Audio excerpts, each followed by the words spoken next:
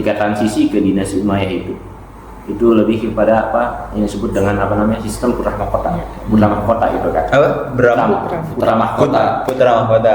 Berarti Iya. kayak raja gitu ya. Iya, kerajaan itu kan monarki. Tapi bukan kerajaan ini, bukan kerajaan. Nama Kerajaan, ternyata gitu. bukan kerajaan tapi Bukan kerajaan.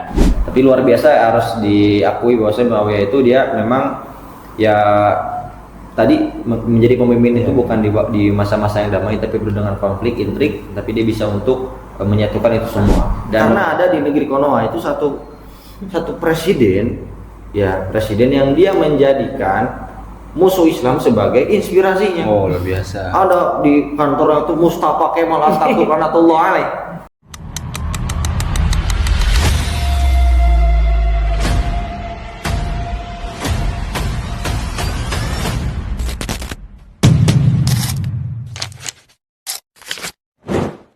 Assalamualaikum warahmatullahi wabarakatuh. Waalaikumsalam. Ke pasar beli karet kembali lagi di Jebret. Asik. Ya, alhamdulillah marhaban ya Ramadan. Ya, kembali lagi bersama kami ya. Bersama saya Zakaria dan teman saya Kang Rifki, Kang Rijal dan Kang Insan. Oke. Gimana teman-teman kabarnya dan kabar puasanya nih kira-kira ya? Ya semoga kita bisa terus menjaga ibadah kita sampai nanti sampai akhir lah ya. Mudah-mudahan gak ada yang bolong ya. Mudah-mudahan kuat nih teman-teman semua nih. Amin. Oke. Sekarang ya sambil menunggu buka puasa nih, kita lanjutin yang kemarin ya kan. Kita masih ngomongin tentang sejarah nih ya kan. Kemarin kita kan ngebahas tentang Khulafaur Rasyidin ya kan, bagaimana Umar bin Khattab, Abu Bakar As-Siddiq, Ali bin Abi Thalib, Utsman bin Affan tuh. Kemarin udah diceritain tuh ya. Nah, sekarang kita lanjut lagi guys. Kira-kira setelah Khulafaur Rasyidin apa tuh? Dinasti siapa tuh? Maksudnya masanya siapa tuh? Dinasti Umayyah. Wah, ini luar biasa nih, dinasti Umayyah. Gimana nih teman-teman nih tentang dinasti Umayyah nih? Kalau teman-teman nih, menurut teman-teman gimana? Jadi melihat gambaran besar ya, secara besar, secara umum tentang dinasti Umayyah ini artinya semakin menurun, makin ke bawah ya, dinasti semakin berlanjut itu semakin menurun gitu kan.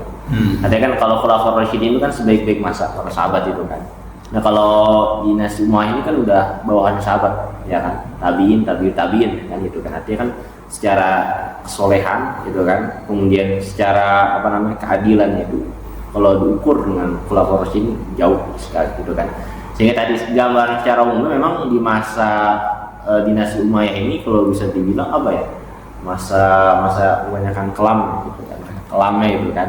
Tapi di garis bawah ya sekelam-kelamnya masa ini syariat Islam ya itu masih diberlakukan gitu kan. Hanya saja di masa dinasti Umayyah ini terjadi perubahan dari masa sebelumnya, yaitu Khulafaur Rasyidin dari sisi pemilihan ataupun pengangkatan seorang khalifah. Kalau sebelumnya kan baiat ya kan. Kalau sekarang ketika transisi ke dinasti Umayyah itu lebih kepada yang disebut dengan sistem putra mahkota itu kan. Apa? Putra mahkota. Putra mahkota. Berarti Iya. kayak raja gitu ya. Iya, kerajaan itu kan monarki. Tapi bukan kerajaan ini, bukan kerajaan. Nama Kerajaan. ternyata bukan kerajaan tapi Bukan kerajaan. Kalau kerajaan kan dipimpin oleh seorang raja, dan raja itu kan bahasanya suara Tuhan gitu kan. Absolut ya. Absolut gitu kan. Kalau udah raja memerintah sesuatu, mau nggak mau harus melaksanakan gitu kan. Wajib dilaksanakan. Tapi ini tadi secara syariat, secara undang-undang yang berlaku itu masih memakai hukum Islam. Ya, nah saya tadi bisa dibilang tidak ideal gitu kan, dari sisi pengangkatan seorang khalifah. Tapi hari ini saya mau bahas ininya diserahkan kepada Kang Insan ini. Oke, gimana Kang Insan nih? Luar biasa ya, sebetulnya kalau kita berbicara tentang dinasti Umayyah atau kekhilafahan di Bani Umayyah, maka satu nama yang wajib kita sebut yaitu Muawiyah bin Abi Sufyan. Ya, ini sebagai arsitek utama dalam membangun peradaban dinasti Umayyah gitu. Nah, yang menariknya lagi Kang Rijal dan teman-teman yang lain, Muawiyah dia itu naik menjabat sebagai khalifah itu bukan di masa-masa yang standar atau di masa-masa yang damai gitu. Dia menjabat sebagai khalifah. tapi di zaman-zaman yang penuh dengan fitnah, luar biasa. Maksudnya apa tuh Bang Dima? Penuh dengan fitnah itu maksudnya apa tuh? Di penuh dengan fitnah karena pada waktu itu wafatnya Utsman bin Affan sebagai sepupu daripada Muawiyah bin Abi Sufyan, itu sepupunya kan. Terus ada perang Jamal, perang Siffin. Yang dimana kalau kita tahu ada satu hal yang sangat menarik untuk kita bahas, yaitu ketika Ali bin Abi Thalib itu menjabat sebagai seorang khalifah pada waktu itu dan terjadilah pembunuhan Utsman. Nah, akhirnya Muawiyah waktu Ali menjabat sebagai khalifah, Muawiyah itu dia berada di Syam sebagai gubernur Syam gitu. Ketika Utsman dibunuh, maka Muawiyah pun dia meminta hak untuk adanya pengadilan gitu kan, kisah terhadap orang yang membunuh atau minta keadilan terhadap Utsman. Dituntaskan dulu. Harus dituntaskan dulu itu. Tapi kan ada dua kubu saja ya. Ada dua kubu, antara kubu dari Syam Muawiyah yang menuntut untuk adanya pengadilan, dan juga ada kubu yang pro terhadap Ali. Pro terhadap Ali lah. Nah, akhirnya terjadilah perang besar, perang Siffin gitu. Setelah perang besar terjadi, akhirnya Ali wafat. Singkat cerita, akhirnya kepemimpinan khalifah dipegang sama anaknya itu Hasan bin Ali. Tapi nggak lama ya. Tapi nggak lama. Nah, akhirnya ini adalah sebuah rekonsiliasi dari Hasan ke Muawiyah. Dan di sini Hasan itu dia berpikir panjang dan visioner gitu kan. Ini kan melihat nih umat Islam begitu pecah belah, lagi konflik, lagi menghadapi fitnah yang begitu besar. Akhirnya dia dengan lapang hati memberikan kekuasaannya atau menyerahkan kekhalifahannya kepada Muawiyah. Dan di masa Muawiyah lah semua fitnah besar itu telah hilang. Hanya sebentar gitu. Walaupun nanti di masa anaknya itu mungkin lebih wah lagi kan, lebih gong lagi. Tapi harus diakui ya bahwa itu dia di samping dia sahabat Nabi itu kan, dia juga penulis wahyu ya kan dalam sejarahnya, dan dia pun sebagai negarawan yang ulung. Kalau nggak salah sebelumnya itu beliau ini gubernur Syam ya? Apa itu maksudnya? Di Syam ya? Gubernur di Syam. Tapi ketika ketika dia menjabat sebagai khalifah, menerima mandat kekuasaan dari Ali ketika Hasan ya, ketika diserahkan kekuasaan dari Hasan ke Muawiyah, dia menjadikan ibu kota Damaskus di Suriah sekarang. Jadi ibu kota itu Damaskus. Nah, kalau sejarah yang mungkin bisa kita ingat itu mungkin ada dua ya. Mungkin tadi sebagai orang pertama Muawiyah itu yang diceritakan Kang Rijal, yang merubah pola pengangkatan pemimpin gitu. Jadi ketika Muawiyah itu dia datang kepada para sahabat senior yang masih hidup pada waktu itu, meminta mereka untuk membaiat Yazid gitu, anaknya, dan kebanyakan dari para sahabat itu menolak, itu nggak mau. Nah, maka di situ mereka itu dicap sebagai pemberontak gitu. Dan yang nantinya itu akan direalisasikan pemberontakan itu di zaman Yazid, yang dimana banyak perlawanan. Iya, ada pembantaian di Karbala, pembantaian yang Husain itu ya? Husain, terus pembantaian di Mekah, Madinah, dua kota tempat suci kan, itu akan terjadinya di zaman Yazid gitu dalam cerita. Tapi luar biasa, harus diakui bahwasanya Muawiyah itu dia memang ya tadi menjadi pemimpin itu bukan di masa-masa yang damai, tapi penuh dengan konflik, intrik, tapi dia bisa untuk menyatukan itu semua. Dan kita tahu ya di masa Umayyah itu, apalagi di masa awal-awalnya, ekspansi ke Eropa, Eropa besar. Tapi kan kalau kita ngomongin Umayyah itu kan biasanya yang khalifah terkenal tuh yang pernah Anda pelajarin ya, itu ya yang paling fenomenal tuh Umar bin Abdul Aziz tuh. Nah, itu yang katanya luar biasa banget tuh, yang bisa beliau khalifah yang mirip dengan Umar bin Khattab, maksudnya kewaroannya, takwaannya, adilnya kan. Bahkan sampai masuk gorong. Masuk gorong. Bahkan sampai ada suatu kisah ketika Khalifah Umar bin Abdul Aziz ini lagi menulis atau lagi baca apa gitu. Tiba-tiba ada anaknya datang ya kan ke ruangan beliau gitu kan. Terus ya kalau dengan bahasa kita mah Pak gitu kan. Gua mau ngomong nih kan gitu. Gua ngomong. Ini gitu. Ini kalau bahasa kita kan, bahasa kita. Ya Tom, kenapa Tom kan gitu. Nah, itu yang pas ngomong itu karena Khalifah Umar tahu kan kalau ini adalah urusan pribadi, itu kan kalau zaman dulu kan pakai lampu ini ya, pakai lilin ya, pakai lilin itu sampai ditiup dulu tuh apinya, karena beliau nggak mau apa namanya, sarana prasarana apa kekhilafahan atau yang milik umat itu digunakan untuk urusan pribadi. Sampai ngomong ke anaknya, udah jangan sampai ada apa harta umat yang tersia-siakan gitu lah intinya. Itu sangat luar biasa gitu ya kalau aneh baca kisahnya itu. Umar bin Abdul Aziz ini. Kalau teman-teman gimana maksudnya tentang sisi yang bagusnya nih ya? Maksudnya dia oke, nah tadi kata Kang Isan memang ada yang tadi sisi kelamnya ada kayak mungkin fitnah dan sebagainya. Nah kalau yang bagusnya tadi kan dari Umar bin Abdul Aziz itu yang waroknya yang luar biasa gitu. Kalau teman-teman gimana yang tentang Umayyah ini? Mungkin sedikit tambahan ya terkait Khalifah Umar bin Abdul Aziz gitu. Mungkin kalau kita melihat beliau itu kan banyak orang bilang sebagai Khalifah Rasyidin kelima. Khalifah Rasyidin kelima karena apa? Karena gaya kepemimpinan itu sangat luar biasa makmur ya. Kita tahu di zaman beliau, mungkin beliau nggak lama memimpin cuma 3 tahun, 2 tahun atau 3 tahun gitu.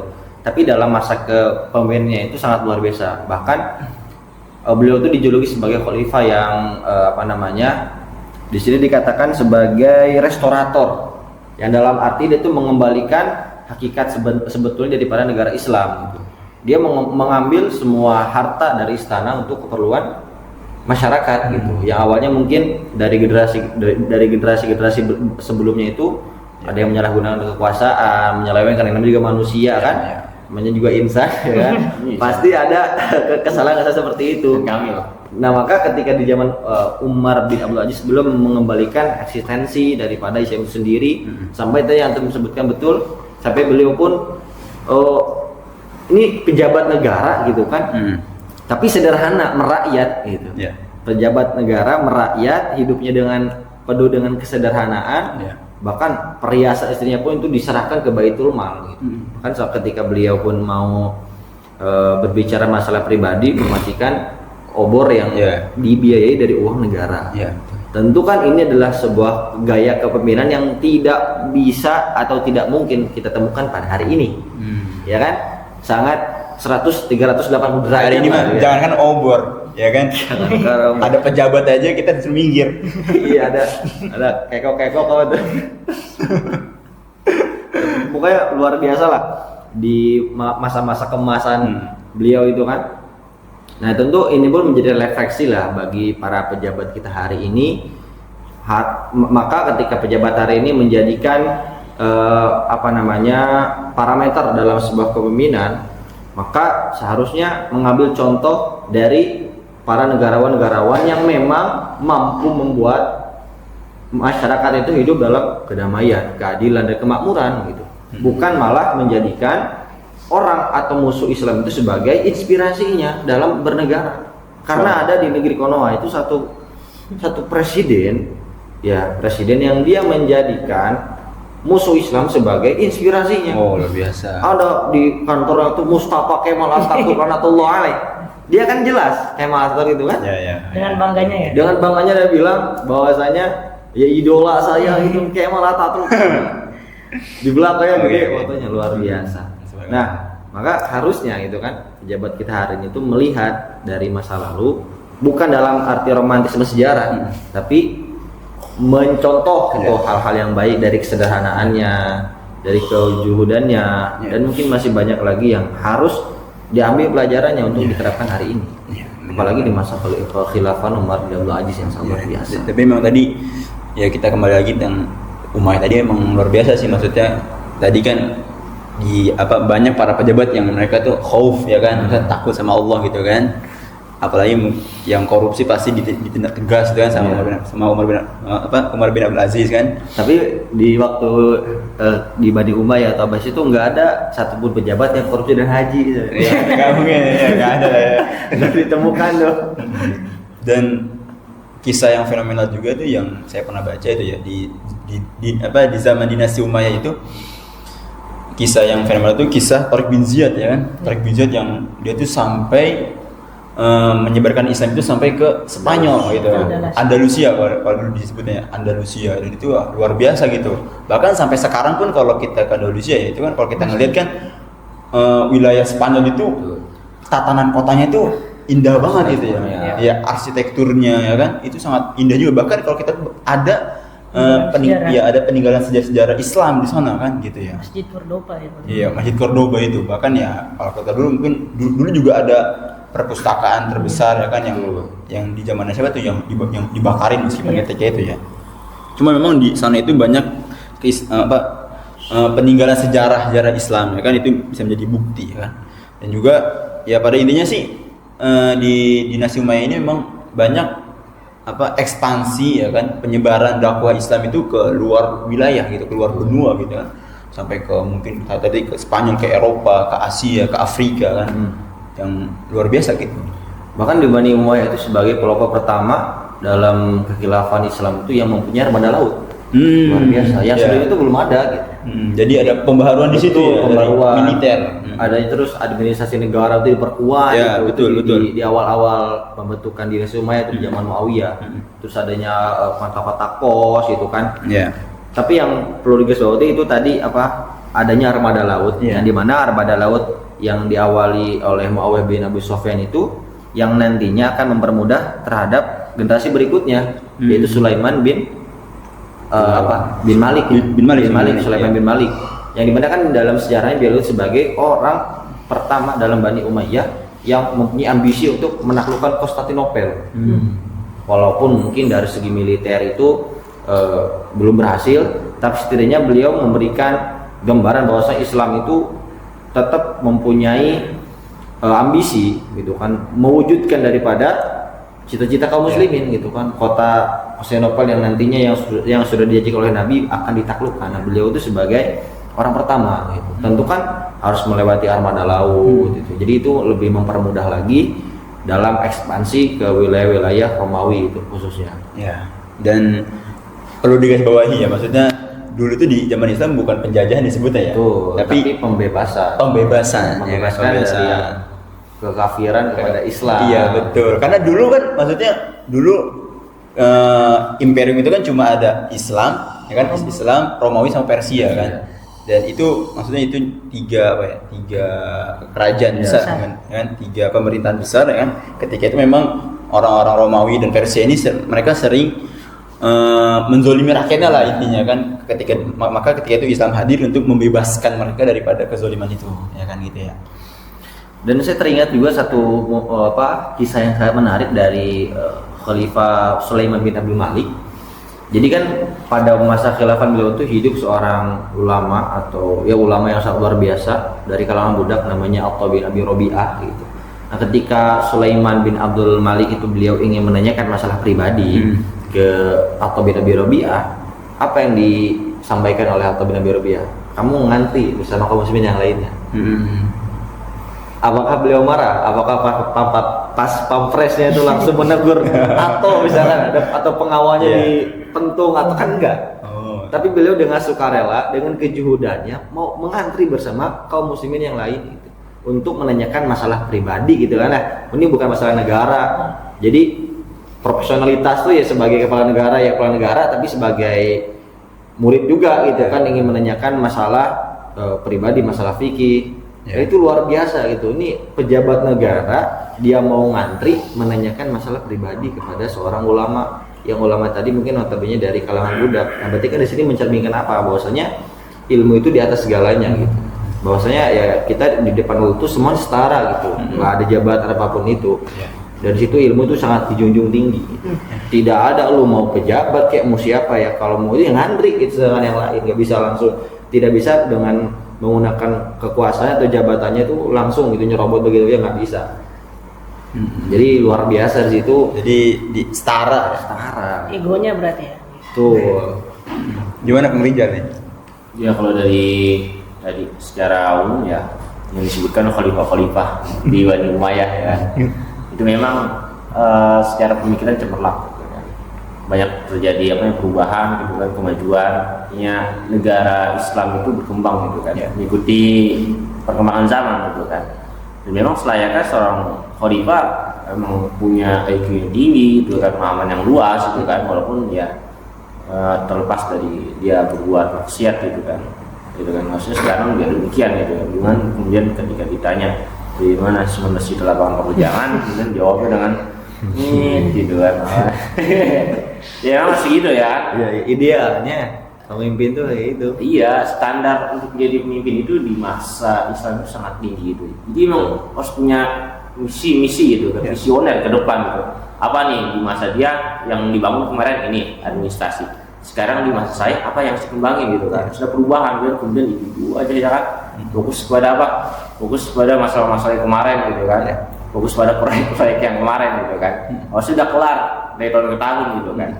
Sehingga di dinasti Umayyah dulu sebenarnya kan tidak menutup kemungkinan dari apa namanya masa kelam itu kan ada gitu kan.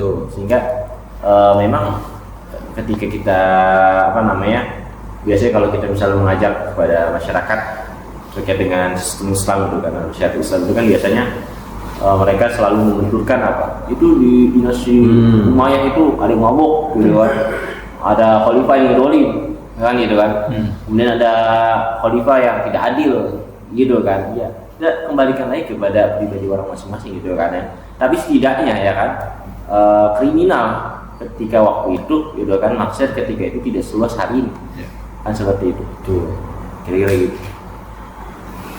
Emang kalau kita ringkas ya dari semuanya, dari semua khalifah gitu yang ada, dari Khulafaur Rasyidin Bani Umayyah, mereka itu memiliki sifat yang sama. Pertama itu mereka sabar menghadapi. Contoh pertama dari mungkin dari Khulafaur Rasyidin Abu Bakar sabar menghadapi kaum murtad gitu kan. Selain itu juga pemimpin kaum muslimin baik dari Khulafaur Rasyidin Bani Umayyah mereka juga bijaksana gitu kan. Contoh ketika ada yang murtad mereka langsung memeranginya gitu kan. Ataupun kalau melihat suatu kezaliman langsung dilakukan kan, diadili. Ataupun selain itu juga mereka itu zuhud terhadap dunia. Ini yang paling penting mungkin ya untuk apa namanya seorang pemimpin itu zuhud, tidak cinta terhadap dunia. Karena kalau udah cinta sama dunia mah ya kemaslahatan tidak ada untuk masyarakat gitu kan. Maka bahkan dia menggunakan, kalau emang gak zuhud, dia menggunakan kekuasaannya itu untuk kepentingannya pribadi gitu kan. Contoh nanam sawit gitu kan, buat pribadi. Padahal itu contohnya ya sawit lagi. Hidup sawit. Tapi di nasi Umayyah ada sawit. Kurma ya. Kan dulu kan kalau di Arab mah Ada maksudnya ada pejabat yang apa namanya yang suka budul-budul hutan. Gunung padang pasir. Pasir ada Diisi kurma itu nggak ada ya kan. Mereka itu zuhud semua karena penting. Zuhud itu tidak cinta terhadap, karena kemaslahatan tadi akan kesebar. Tadi kalau nggak zuhud mah ya masyarakat nggak kebagian gitu kan daripada kekayaan yang dimiliki oleh negara itu gitu kan. Selain itu juga mereka adil dalam hukum ya kan. Contohnya kalau di salah satu di Bani Umayyah itu ada seorang gubernur di zaman Bani Umayyah, gubernur yang korupsi ya kan? Gubernur korupsi, dia tindak lanjut diadili gitu kan. Tidak ada apa namanya pandangan dia itu siapa gitu kan. Jadi semuanya setara. Bahkan kalau kemarin kita contohkan Ali gitu kan, yang kehilangan jubahnya kemudian diadili. Jadi mereka semua kalau kita lihat dari zaman Khulafaur Rasyidin sampai Bani Umayyah, khalifahnya pemimpin itu sama semua karakternya. Walaupun ada tadi satu dua yang memiliki sifat yang agak lain gitu kan. Itu penting sekali lagi, apalagi yang paling penting itu kezuhudan ya kan. Iya benar. Itu yang pokoknya emang ya luar biasa lah ya, maksudnya khalifah-khalifah di zaman itu yang punya integritas ya kan, integritas, keteladanan kan, yang patut kita contoh lah ya. Dan Ane masih ingat tuh ada di zaman di khalifah siapa ya? Kita kan tadi sempat disinggung tentang Konstantinopel. Memang Sulaiman. Ya di Khalifah Sulaiman ya. Nah, tapi juga ada seorang sahabat yang beliau ini hidup sampai di zaman dinasti Umayyah yang namanya itu Abu Ayyub Al-Ansori. Itu luar biasa. Maksudnya memang ketika itu penaklukan Konstantinopel ini sudah dimulai ya kan, besar-besaran. Ya besar-besar, maksudnya sudah apa kan bicaranya di zaman Rasul kan, dan itu sudah mulai turun temurun ya kan, sampai dari zaman dinasti Umayyah dan nanti akan dilanjut sampai zaman Utsmaniyah. Utsmaniyah.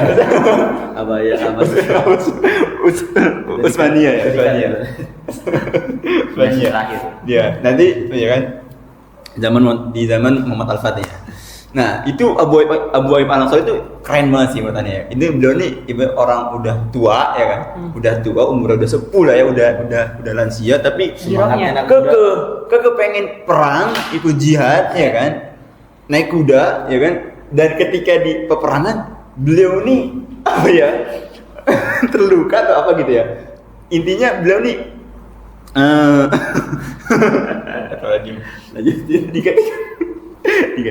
beliau ini pengen meninggal di depan benteng Konstantinopel ketika itu sampai akhirnya beliau jadi si kudanya itu ketika beliau ini pengen wafat jadi dikat kalau lengak itu kuat dikat yang pas beliau pengen wafat itu kudanya itu dipecut sampai sekeras mungkin ya kan sampai akhirnya beliau ini meninggal di depan benteng kota Konstantinopel karena katanya beliau itu ingin ketika nanti beliau jasad dikubur di dalam tanah beliau ingin mendengar langkah kaki kuda yang akan pasukan yang akan berhasil yang menaklukkan kota Konstantinopel itu sampai nanti di zaman Muhammad Al-Fatih itu kan sampai ketemu itunya makam Abu Ayyub Al-Ansari itu dan itu kisahnya keren banget sih kalau menurut Anda ya jadi sampai sebegitunya gitu ya kan udah tua tetap ikut jihad dan Semangatnya anak muda ya. Semangatnya luar biasa gitu ya dan itu luar biasa banget ya kan itu sih kalau menurut Anda yang kisah yang kalau epic banget sih itu ya ada lagi dari Kang Ihsan. Kalau dari saya mungkin tadi sedikit menambahkan dari masa Khilafah Sulaiman bin Abdul Malik ya. Itu kan beliau di akhir hayatnya itu sempat sekarang gitu kan. Bahwa ini aja udah deket nih kan. Kan kalau di pemerintah di khalifah sebelumnya kan dia menunjuk anaknya atau misalkan kerabat saudara atau paman untuk ditunjuk sebagai pengganti ya, khalifah berikutnya. Tapi yang menarik dari Sulaiman bin Abdul Malik itu dia tidak menunjuk anak maupun saudaranya. Tapi dia menunjuk siapa ya tadi? Umar bin Abdul Aziz. Karena apa? Karena kesolehan dan ketakwaan dan keadilannya. Yeah. Nah, berarti di sini memang ideal daripada seorang pemimpin itu, walaupun dari Umayyah itu menganut tadi dinasti, gitu kan. Kepemimpinan itu diturunkan kepada anaknya. Tapi Sulaiman bin Abdul Malik itu dia melihat bahwasanya ketika kekhalifahan itu dipimpin oleh seorang khalifah yang adil, yang takwa, yang takut itu begitu besar pada Allah Subhanahu wa taala dan ya hasilnya kita lihat itu bagaimana kesuksesan, kecemerlangan daripada khilafat Umar bin Abdul Aziz gitu. Itu atas apa dipilih daripada Sulaiman bin Abdul Malik walaupun itu menjadi sebuah tantangan besar itu karena sebelumnya Umar bin Abdul Aziz itu dia bukan enggak main di politik gitu kan. Enggak main di politik, enggak main di lingkup kekuasaan, tapi Sulaiman melihat dia orangnya adil gitu. Orangnya soleh gitu. Bagus. Itu nih kalau negara dipimpin sama orang kayak gini ya insya Allah negara akan baik gitu. Itu satu pelajaran yang harusnya dari sekian banyak dari mulai Khulafaur Rasyidin terus khalifah-khalifah yang memang punya sejarah cemerlang gitu kan dalam memimpin itu harusnya itu menjadi parameter para pemimpin sekarang gitu, dalam bernegara. Idealnya mungkin seperti itu apalagi yang mengklaim dirinya sebagai pemimpin muslim ya benar banget dan ana yakin maksudnya pembahasan tentang dinasti Umayyah ini maksudnya sangat banyak ya maksudnya yang bisa kita bahas gitu kan yang karena panitia membatasi hanya 30 menit kita akan lanjut besok ya kan itu saja bentar lagi asal iya bener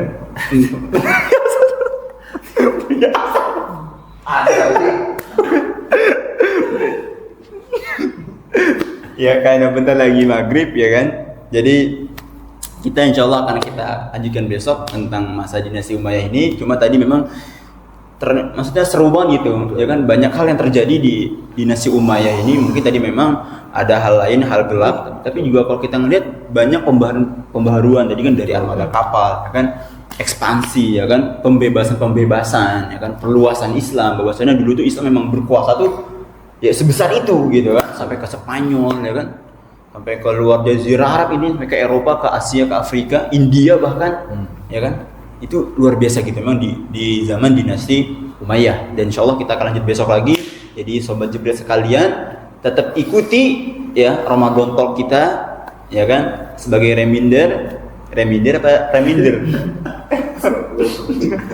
pengingat bahwasanya kita akan terus upload ya di jam 5:30. Oke, jadi jam 5:30 hari apa panitia?